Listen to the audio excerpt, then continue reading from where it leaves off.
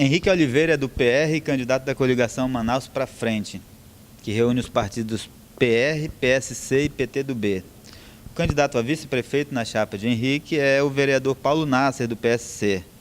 O candidato é o segundo entrevistado nesta segunda rodada de entrevista da Rede Diário de Comunicação. Candidato, seu plano de administração tem 15 propostas distintas. Em todas elas, o primeiro item é combate à corrupção e desperdício. O senhor quer dizer com isso que a corrupção e o desperdício permeiam todos os setores da administração pública municipal? Não só da administração pública municipal. Existe um estudo, né, que mais de 10% de todo o dinheiro público, de toda a arrecadação, tanto municipal, estadual como federal, vão pelo ralo da corrupção. Se nós somarmos isso à questão do desperdício, os números são muito maiores. E não existe erro na hora de se administrar uma cidade com os recursos que nós temos. Não é esses recursos estratosféricos. Nós temos aí uma possibilidade do ano que vem de uma arrecadação de 3 bilhões e 300. E igual um chefe de família, quando você entrega ao chefe de família que tem que pagar suas contas, uma mãe ou um pai, ela sabe que tem que pagar o aluguel, ela sabe que tem que pagar o transporte dos seus filhos, ela sabe que tem que comprar os alimentos para o mês, ela não pensa ali com aqueles recursos que ela tem, dar prioridade à compra de um celular, à compra de uma passagem para o exterior. E na administração pública não pode ser diferente. Se um chefe de família assalariado consegue fazer essa administração da sua arrecadação mensal e das despesas que ele tem, muito mais ainda um administrador municipal que precisa elementos básicos para cuidar da saúde, cuidar da educação, cuidar do transporte coletivo, cuidar dos serviços públicos. E é por isso que a gente tem essa preocupação.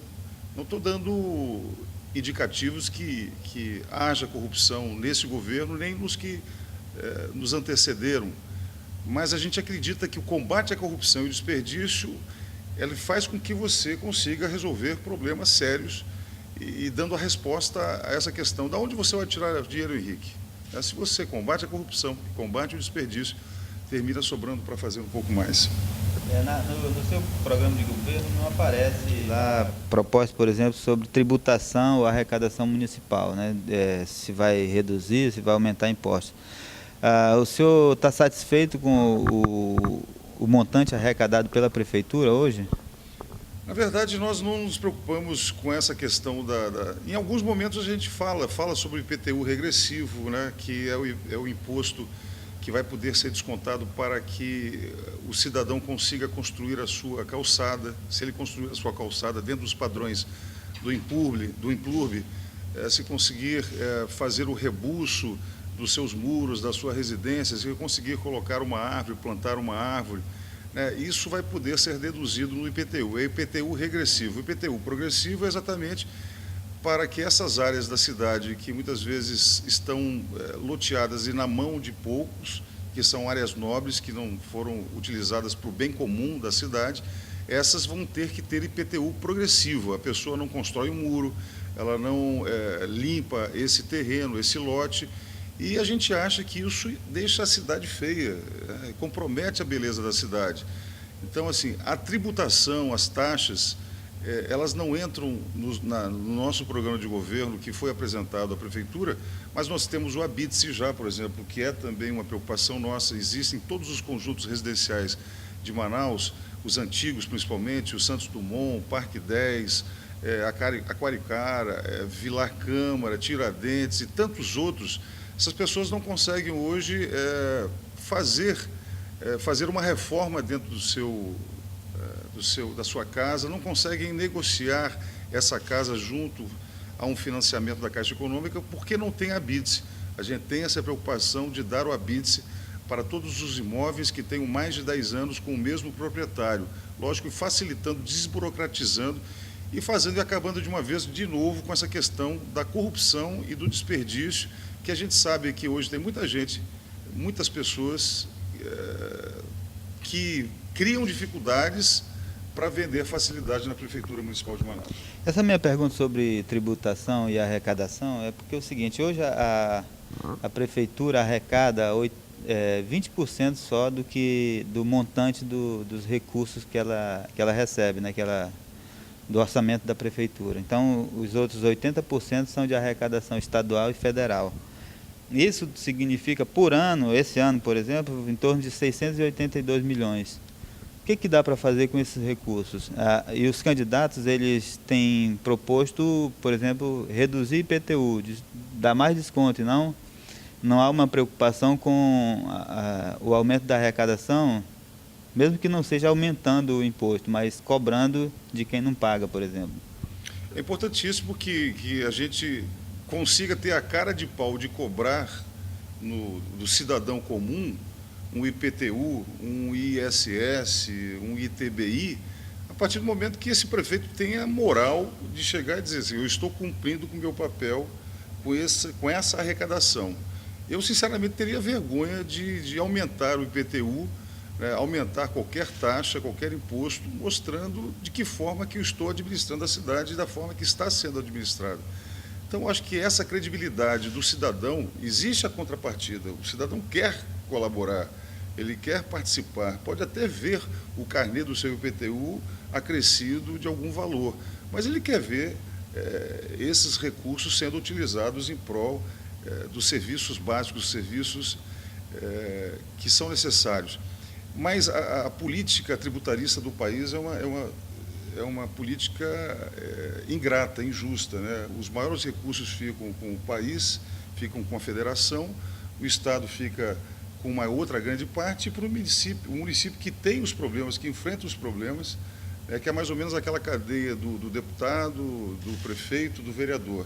O vereador, que é o político que está na base, enfrentando os problemas do dia a dia, conversando com os líderes comunitários e com a população, esse talvez seja o que é mais ferido de 4 em 4 anos com a revolta e com a gente tem que pensar que existem pessoas em esferas superiores que muitas vezes deixaram de cumprir o seu papel político. Então, resumindo, essa questão da tributação, nós vamos tributar a partir do momento que que a população esteja satisfeita com os serviços públicos que teriam que ser realizados. Eu queria voltar à questão do combate à corrupção, que, a meu ver, é uma questão fundamental. O senhor falou de forma geral que tem o compromisso e o desejo de combater a questão da corrupção, mas de forma prática, de que forma isso vai ser feito? Os mecanismos hoje de controle vão ser aperfeiçoados? Hoje, na sua avaliação, hoje não existe mecanismo para isso? De que forma prática isso pode ser feito? Porque, junto a isso, o senhor colocou essa questão como uma forma de economizar recursos, né? Os recursos de fato aparecerem e serem utilizados. O senhor colocou também a questão da economia. Essa é uma questão até mais fácil e mais prática, né? Você pode determinar formas de economizar energia, material de expediente e tantas outras coisas. Mas a questão da corrupção, como é que isso pode ser feito de forma prática? Eu vou te dar um exemplo, mais ou menos, olha só, 30% da nossa administração vai ser utilizada e ordenada para a educação. Se você pegar 30% ou mais ou menos 100 milhões de reais, né, por mês que você destinará à utilização da educação. Se você não dividir isso com amigos, tem merenda escolar, que hoje a gente sabe que existe superfaturamento, comprovadamente existe superfaturamento. Essa merenda escolar que é fornecida aos alunos da rede pública é muito ruim, o pessoal está comendo, o Sabino fala muito disso, mas é verdade, farofa de ovo com sardinha. Se você for ver a questão do fardamento escolar, deixa muito a desejar. Então, assim, terminou que, ao longo dos anos, as pessoas começaram a administrar com os amigos que ajudaram durante a campanha, de alguma forma. Naquele momento, eles terminam sendo beneficiados com a construção de uma escola, com o fornecimento de fardamento escolar, com o fornecimento de merenda escolar. Se a gente tirar desses 100 mil reais, por exemplo, que eu acabei de falar por mês, 10% de zero de corrupção, tolerância zero com corrupção, você tem 10 milhões de reais. 10 milhões, se você pegar e dividir com 8 mil professores, você tem condições de dar R$1.000, pelo menos, a mais para a valorização desse professor. Então, acho que o âmago dessa questão toda é importantíssimo. E eu volto a dizer que o novo é muito mais fácil de não estar corrompido. O novo é muito mais fácil de não estar comprometido. Né? Você não vê, é uma campanha praticamente pobre a nossa, do Tostão contra o Milhão. Nós temos aí, quem vai nas ruas vê, a gente não tem identidade visual, né, espalhada pela cidade. O nosso programa é um programa de 3 minutos e pouco de televisão, um programa criativo demais, mas quem cria, assim, sou eu, é o Sabá Noronha, a nossa equipe de publicitários, mas com muita dificuldade, enquanto as outras campanhas são campanhas bilionárias. E de onde vem esse dinheiro? Tem algum político, tem algum empresário que dê a mão para um candidato majoritário que tenha esquemas com o governo do Estado, com a prefeitura, sem pensar em lá na frente ser retribuído com algum favor, alguma benesse dentro do governo? Não existe.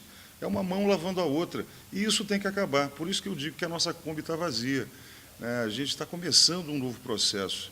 E nós não vamos administrar com amigos. A gente vai abrir uma transparência na prefeitura, através do site da prefeitura, onde todos terão direito e terão oportunidades iguais para participarem dos processos licitatórios da prefeitura. Candidato Henrique, olha, todos os candidatos hoje estão incluindo nas suas promessas ou propostas a manutenção de programas sociais como Leite do Meu Filho, Bolsa Universidade e propondo, inclusive, ampliação desse. O senhor propõe dobrar o Leite do Meu Filho, né? Bolsa Universidade não tem dados sobre como seria a ampliação, mas o Leite do Meu Filho seria dobrar o número de pessoas atendidas. E hoje, por conta, inclusive, de uma série de programas que a Prefeitura criou, está se dizendo nos bastidores da Prefeitura que não tem recurso para tapar buraco, por exemplo, né? Como é que vai ser feito essa ampliação se não houver recurso? Eu volto a dizer, nessa mesma tecla do combate à corrupção e do desperdício.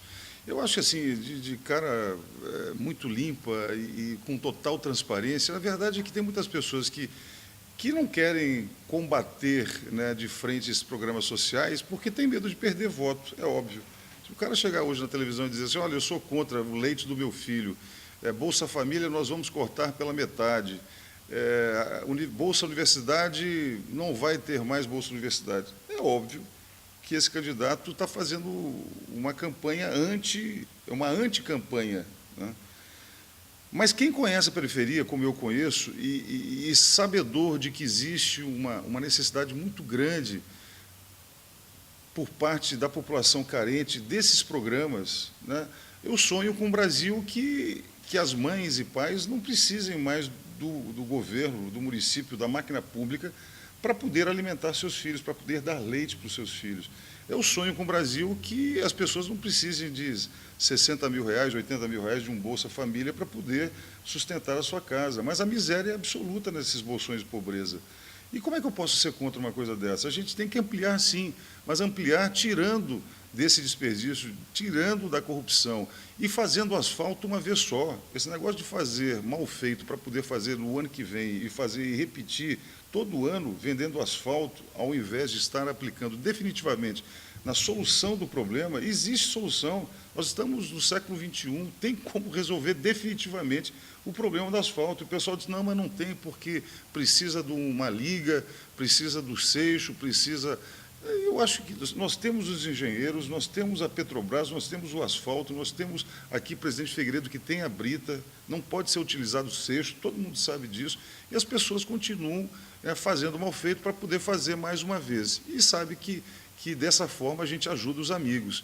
Então, mais uma vez eu digo, amigos é lá em casa, num jantar, amigos é numa pelada, numa churrascada, mas dentro da prefeitura a gente não pode ter amigo. O candidato, o senhor falou em medidas impopulares. Na sua avaliação, os prefeitos, os governantes deixam de adotar medidas impopulares, necessárias, mas impopulares, porque o sistema eleitoral brasileiro prevê eleições a cada 2 anos? Vou colocar a questão de forma bem prática.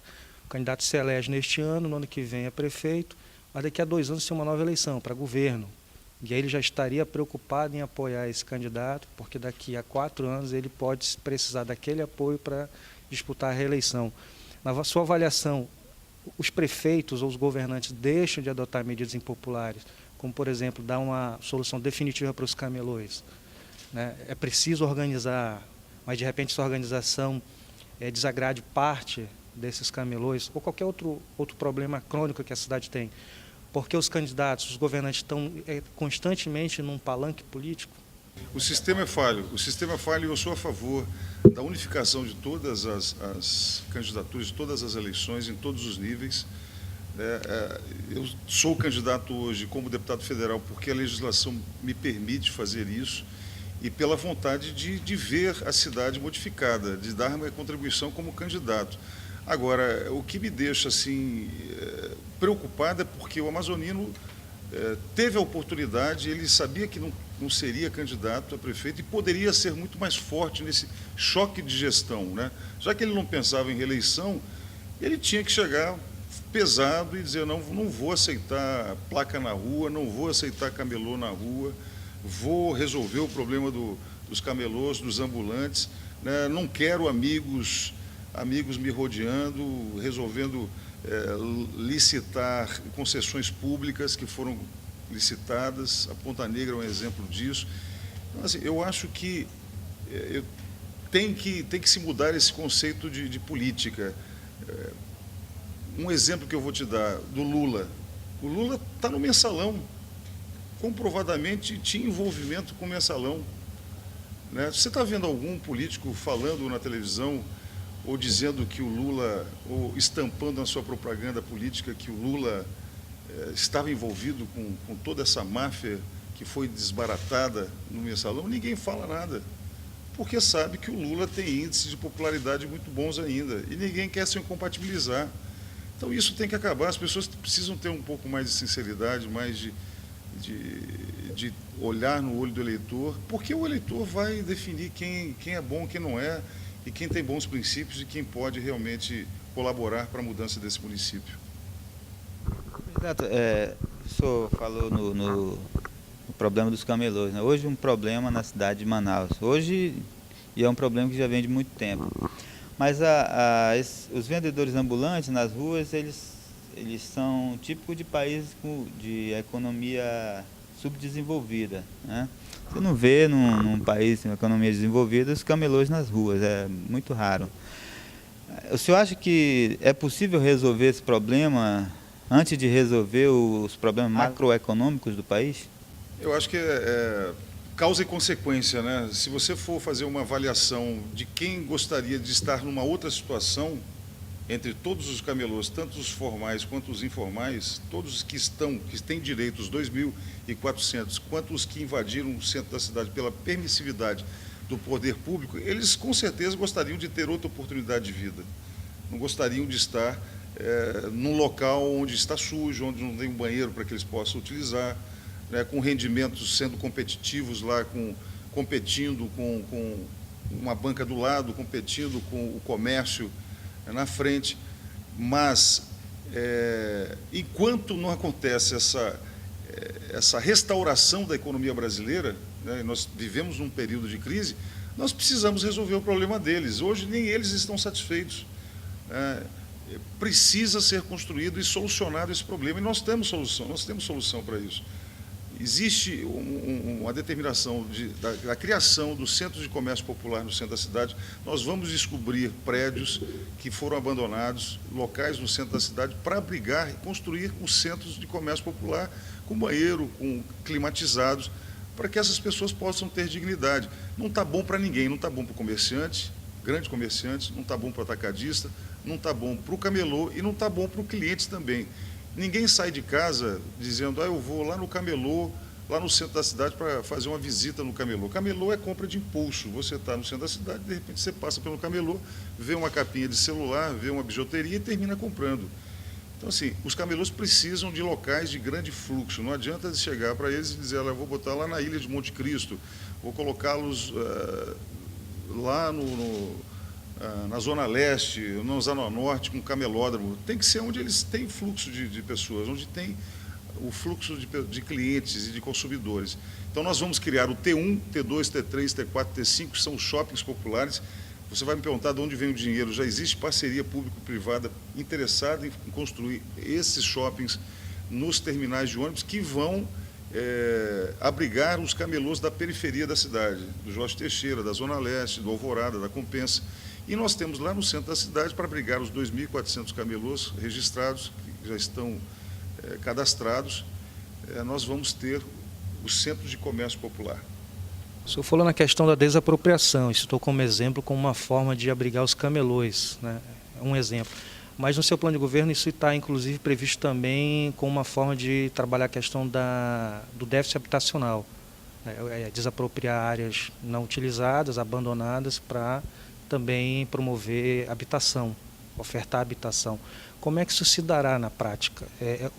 Só para concluir, os proprietários dessas áreas serão notificados, eles terão alternativa para regularizar situações? Como é que o senhor pretende trabalhar essa questão? Quando eu falo de desapropriação, não é para habitação. A desapropriação de algumas regiões da cidade, por exemplo, lá na Cidade de Deus, nós vamos criar as academias populares. Nós vamos chegar naquelas áreas que foram invadidas, que não existe registro de imóveis e que muitas pessoas vivem em condições subhumanas de moradia também.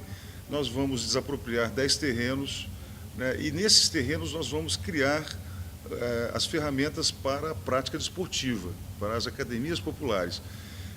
Já na questão da habitação, que existe o projeto Minha Casa, Minha Vida municipal, é buscar recursos fora, buscar recursos do governo federal, e a prefeitura vai entrar com a infraestrutura, criando a infraestrutura para a construção desses conjuntos habitacionais. A prefeitura não tem dinheiro, é óbvio, para que construa casas populares, mas a gente pode participar com a infraestrutura. Antes de que essa área seja invadida, nós vamos lá criar os arruamentos, vamos criar o saneamento básico, fazer a infraestrutura de iluminação pública e entregar para que o projeto Minha Casa Minha Vida do governo federal seja concluído. E dessas academias populares, o senhor não é o único a apresentar essa proposta, tem surgido outros candidatos com outros nomes, né, mas a ideia é a mesma. O poder público, é função do poder público oferecer esse tipo de serviço? Eu acho que por quê, Valmir? Porque comprovadamente, o exercício, o esporte, ele faz com que diminua a entrada no sistema de saúde. Se você começar a fazer com que as pessoas caminhem, as pessoas se exercitem, que as pessoas tenham uma qualidade de vida melhor, termina fazendo com que lá na ponta a pessoa tenha menos problemas com diabetes, com internações, com pressão alta.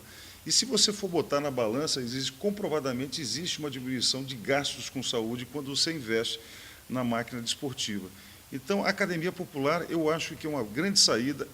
Se você for na periferia, você vê que as crianças não conseguem mais jogar bola nem na rua, nem no asfalto, porque não tem mais asfalto. Eu me lembro da minha infância que a gente botava lá 2 sandálias, né, para fazer uma barra de goleiro dos 2 lados da rua, e uma bola, e a garotada caminhava, corria, andava de bicicleta. Hoje nem andar de bicicleta você consegue mais nas ruas esburacadas que existem em Manaus.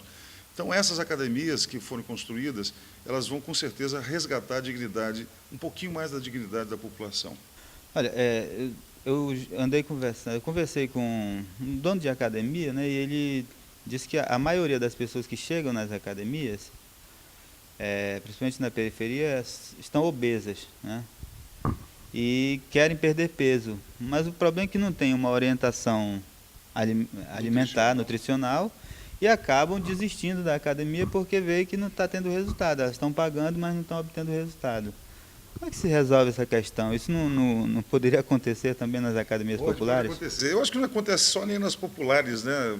Eu já me inscrevi pelo menos umas 3 vezes por ano numa academia e a gente termina desistindo porque diversos fatores, né, levam com que a gente desista. Porque não está funcionando, porque perdeu tempo, porque tem que viajar. E eu acho que, eu tenho certeza que nós vamos poder melhorar muito com a saúde, né? Criando e desenvolvendo métodos para que essas orientações sejam dadas por nutricionistas. Não tem como você fazer educação física, você fazer uma prática desportiva, se você não tiver o acompanhamento de um professor de educação física, um nutricionista, né, um fisioterapeuta. Nós temos essa grande caminhada pela frente. As propostas são muito parecidas mesmo, Valmir, são muito parecidas. existem propostas muito bem intencionadas. A única coisa que tem que ser vista de diferente nessa situação toda é quem está fazendo a proposta. Né? Tem gente que está propondo e que já teve oportunidade e não resolveu. Tem gente que está propondo e que representa todo o sistema de 20 anos aí que foram os ex-prefeitos, né? A candidata dos ex-prefeitos, e não está resolvendo.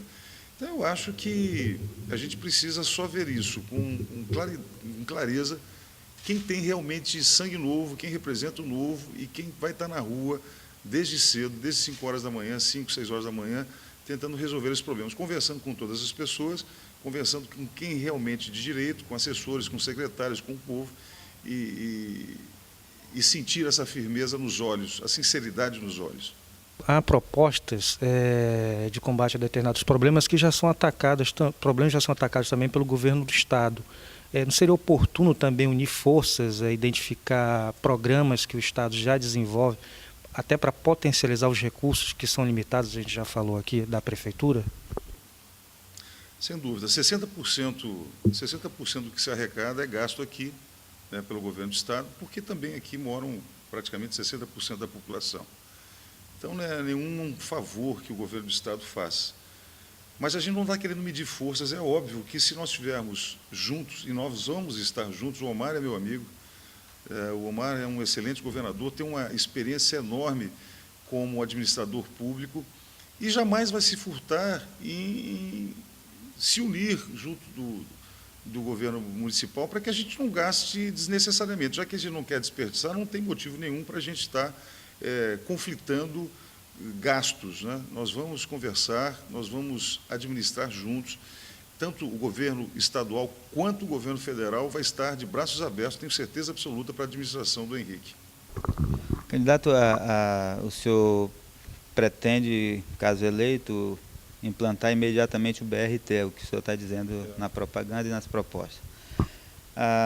Tem um traçado já do BRT feito pela Prefeitura, pelo prefeito Amazonino Mendes, e do Jorge Teixeira até o São José tem mais ou menos 950 imóveis que precisam ser desapropriados. E a grande preocupação das pessoas que já estão com o imóvel marcado é o valor dessas desapropriações, né? Porque há um histórico do poder público de pagar sempre aquém daquilo que o proprietário acha que o imóvel dele vale. Como é que o senhor pretende tratar essa questão? É difícil, viu? E outra coisa, a gente vive recebendo questionamentos sobre isso. Em todos os locais que nós vamos, nós encontramos uma dessas 980 famílias, casas, que nos questionam: Henrique, eu só não estou gostando desse negócio do BRT.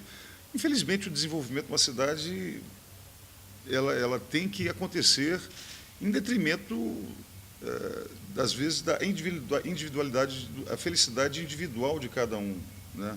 Tem pessoas que vão ser sacrificadas. Agora, o que eu posso dizer é que nós vamos estudar caso a caso, né? Não dá para dizer que a casa vai continuar e que a linha vai fazer um desvio para que possa continuar lá na frente para beneficiar a Dona Maria e o seu José. Mas essa Dona Maria e o seu José jamais vão receber uma quantia aquém do que o seu imóvel vale, e que com essa quantia ela possa, lá na frente, comprar um imóvel tão decente quanto o imóvel em que ela morava. E isso tem que continuar na cidade toda, não é só com a Dona Maria e com o seu José, não. Aqui no centro da cidade, aqui no Veralves, tem alguns pontos que precisam ser desapropriados, né, para que o benefício comum seja muito maior. Candidato, o senhor, num evento ao governo, num primeiro ano, de repente se vê diante de tantos problemas e da impossibilidade de resolvê-los todos, né, qual será a sua prioridade? Se o senhor pudesse eleger um problema hoje de Manaus a ser combatido, qual seria esse problema? Eu quero deixar, depois dos 4 anos, o meu nome marcado na história de Manaus, marcado para a população que me tratou com tanto carinho, para os meus filhos, dizendo: olha, meu pai foi a pessoa que resolveu o problema da água em Manaus. Meu pai foi o prefeito que resolveu o problema dos camelôs em Manaus. Meu pai foi a pessoa que resolveu o problema dos mototaxistas, do sistema de transporte público. São muitos problemas, mas eu acho que a questão da água, a água envolve saúde. E ela está já com a bola no pênalti para ser batida. É a questão do Proama. O Proama foi um poço artesiano de 500 milhões de reais que foi construído, né?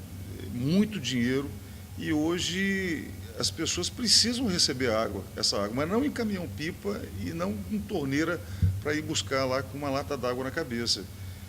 Basta uma assinatura, a assinatura de um contrato, de um convênio entre a Prefeitura, assumindo os 24 milhões de custeio que vai ser necessário para que o programa funcione. Dos 24 milhões, 12 milhões já existe um indicativo que a própria a Manaus Ambiental entre com esses 12 milhões, e a Prefeitura com 12 milhões é R$1 milhão por mês, né, que poderia levar a água a mais de 400 mil pessoas.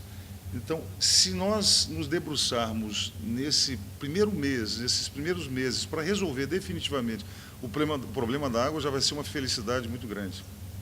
Ok, candidato, nossa entrevista infelizmente chega ao fim. O senhor tem um minutinho para fazer as considerações que achar necessárias. Olha, eu quero dizer que está chegando o dia, faltam 15 dias para a eleição, um pouquinho mais do que isso.